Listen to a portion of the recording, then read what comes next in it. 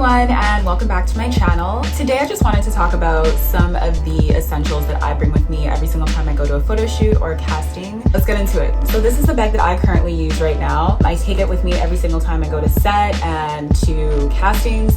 I think I got it on sale from Spring for like 25 bucks.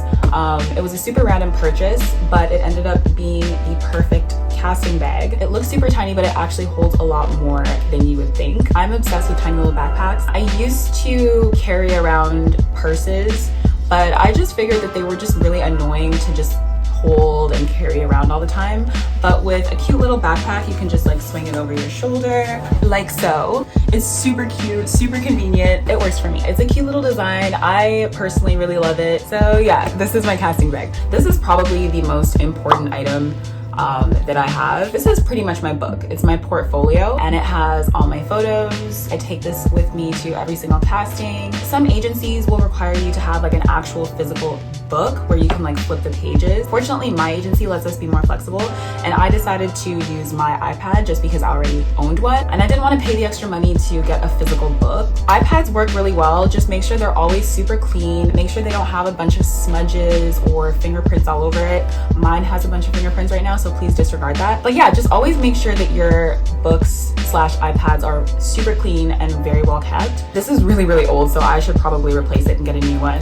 Right now, because of COVID, there aren't really a lot of in-person castings going on, so I haven't used this in like months. Haven't actually updated this in a really long time. But this is essentially what my book looks like. When you go into a casting, you give it to the director, have it already set up on the first photo, and so that they can just flip through like that. And yeah, that's pretty much it. Once things start getting back to normal and castings start resuming, you're gonna have to have a book or a portfolio of some kind. It's up to you, and it depends on what your agency prefers. I personally prefer this. It's just easier to carry around. It's light. You don't have to pay to replace your photos. You can just upload them on here and switch them out whenever you want. My iPad is also really convenient for me because I also have Kindle on here. Because I've been moving around a lot in the past couple years. Unfortunately, I don't buy hard copy or paperback books. I buy all my books on Kindle so that I can read it on my iPad. It's just nice to have something to read during your downtime. Another thing that you always have to take with you are your comp cards. So comp cards are pretty much like, how do I explain this? They're pretty much like, they're like index cards. Like my comp cards are usually about this size, and it has a photo of you, it has all your measurements, all your information, your agency contact information, and that's what you give out to casting directors every time you go to a casting. I can't show you guys mine right now because I ran out of comp cards a few months ago and I haven't replaced them yet. My handy dandy phone charger.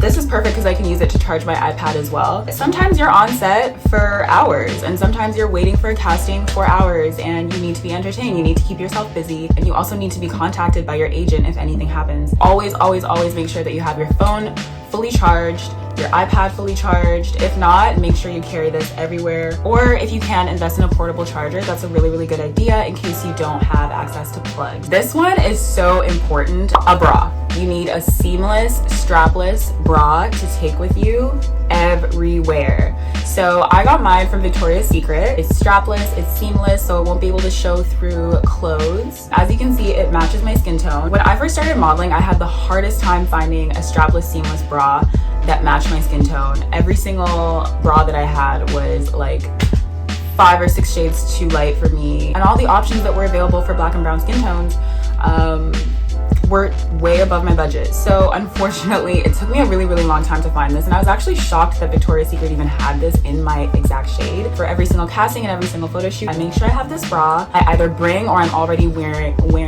a nude colored thong. It's just really important that you have nude seamless underwear that's not going to show through the clothes that you're trying on. I touched on this briefly in one of my last videos, but body lotion, so important, especially as the weather gets colder and drier. You always want to make sure that you have lotion with you everywhere you go. I usually like getting like the cute little body butter that comes in like the flat little container.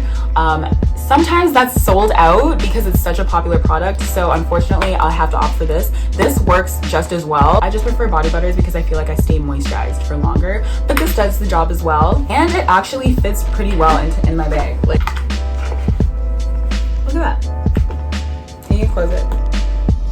Usually makeup artists do have their own lotion, but I just prefer to use something that I'm used to. Sometimes I find that some of the lotions that makeup artists use only keep me moisturized for like 10 minutes and then I have to reapply over and over again. So I just prefer to bring my own supply so that I don't feel bad about using all their lotion. Very, very, very important, especially for us darker skin models out there, because we do not want to be looking ashy on set. The sun literally just came out from behind a cloud and it's like blinding me. I apologize. The lighting is going to be really, really inconsistent for the next little bit. I mean, I'm glowing though, so. Anyway, this is pretty self-explanatory. Always, always, always bring a tampon. Even when it's not my time of the month, I always bring a tampon anyway, just in case someone on set might need an extra one. There is nothing worse than being at a job or being in line at a casting and suddenly you get your period and you don't have anything. My black and brown models, definitely important to bring your own makeup on set. Some models feel comfortable bringing their own makeup kits. I don't have a great makeup kit in the first place, so I just like to take what I consider the essentials. I bring my foundation everywhere. I also bring my concealer as well. I know the industry is supposed to be getting better. Makeup artists are supposed to know how to work with all skin tones. Unfortunately, that's not the case with everyone. I haven't had a bad experience with a makeup artist in a really, really long time, but you never know and you always want to be prepared. So I take my concealer and my foundation everywhere I go. I know some models that bring their whole kits, like blush, bronzer, everything. I personally prefer not to. I just don't like bringing all that stuff on set. Also, it's not my job. Headphones. I have these vintage earpods, super stylish. But yeah, it's super important for me anyway to always have my headphones. It's just nice to have something to listen to during your downtime if you're waiting a really long time for casting or waiting to get your makeup or your hair done on set. It's just nice to have your headphones so that you can listen to something.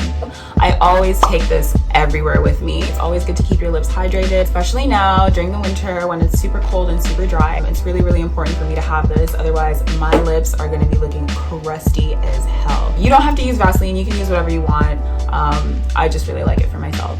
I also like to carry makeup remover with me along with a couple makeup wipes. Usually a makeup artist will have makeup remover on set, but I've been in situations where, for example, after a fashion show, you can't find the makeup artist anywhere, so you have to go home with all this crazy looking makeup on your face. You also want to bring something to drink and something to eat, so like a bottle of water, some snacks. The thing is, you can't guarantee that you're going to be fed on set all the time. Some clients will make sure that they feed you all the time and other clients will just leave you to fend for yourself. So always be prepared, always have something, even if it's like a bag of crackers or fruit or vegetables or something. You don't want to be that one model who's passing out on set because you don't have any food in your system.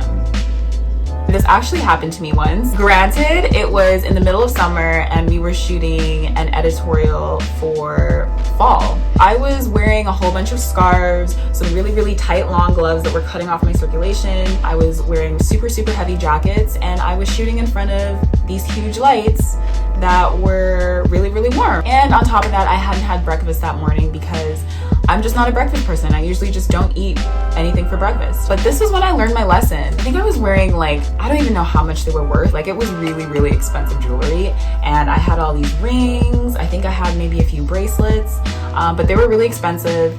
And prior to shooting, I was actually warned to be careful because they were so expensive. I started feeling a little bit lightheaded and just really warm and kind of dizzy. One second I was shooting and doing my job, and the next I was lying on the ground staring at the ceiling. I don't think I had packed a water bottle, so I was dehydrated and I ended up passing out on set. The photos ended up looking amazing. Apparently I fell really gracefully. That's what they told me. Apparently I fell with like my hand up in the air as if like I wanted to save the jewelry, which I mean just speaks to my professionalism. So you do not want to be doing that. Learn from my mistake.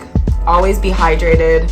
Make sure you're eating something, even if it's just like, I don't know, a bowl of fruit or something. Heels. I don't usually bring an extra pair of heels to photo shoots just because in my experience, if they need you to bring them, they'll let you know. But if they have a stylist, usually the stylist will come prepared with whatever shoes that they need you to wear. But for castings, it's really, really important for you to either show up wearing your heels already, or if you live in Canada and you can't be walking around in heels in the middle of winter, make sure you pack these in a bag, in your casting bag or in a separate bag. I prefer to bring a separate bag and put my stilettos and heels in that because I just don't like putting shoes with all of my other belongings when they've been, you know, touching the ground and all that stuff. I usually wear black stilettos, but I threw my black stilettos out and I have to replace them. So just for the purpose of this video, I'm just gonna show you my brown/nude heels. These are actually a gift. I didn't even buy these. The heel actually might be a little bit low for me, for my preference. I like a heel that's a little bit higher.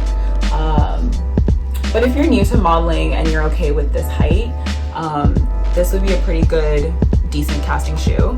I bring heels with me to every single casting. You just never know when a casting director is going to ask you to change into a pair of heels and show them your runway walk. Oh my God, I almost forgot the most important thing.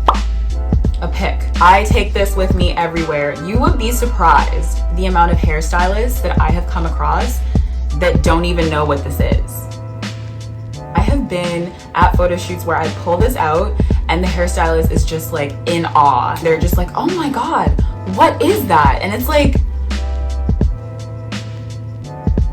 that's concerning. I also like to bring my own hair oil just to give it a little bit of shine, just so that my hair doesn't look dull and dry. I alternate between sweet almond oil and argan oil, and I'll actually buy it in a larger container. I buy my oils and I put them in these little cute little containers and I take them with me on set. And if I find that my hair is just looking a little bit dry or like the hairstylist didn't exactly do a good job, then I'll kind of like refresh my own hair and put the hair oil on my hair by myself. So for all of my curly hair girls, I would advise for you to take your own hair products.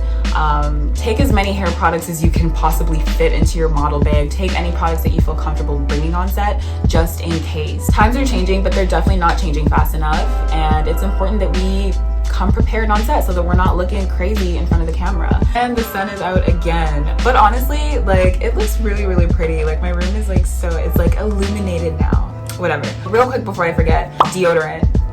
Very, very important, especially if I'm shooting e-commerce. For those of you who are new to modeling and don't know what e-commerce is, so like when you're shopping online, you see all those models modeling all those clothes that you are thinking about buying. That's what we call e-commerce. Typically for one of my clients, I could shoot anywhere from 35 to like say 40 outfits a day.